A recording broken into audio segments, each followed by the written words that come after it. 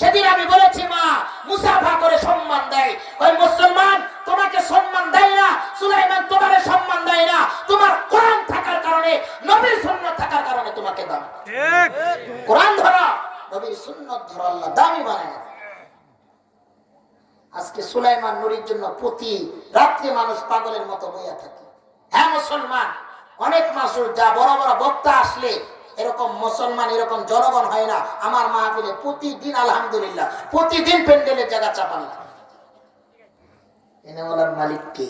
আল্লাহ। আমি যদি আল্লাহ আল্লাহরে ধইরা, আল্লাহর নবীর সুন্নাত ধইরা আমি যদি একটা মাজুর ব্যক্তি এরকম দাবি হতে পারি, আল্লাহ আপনাকে পারে না?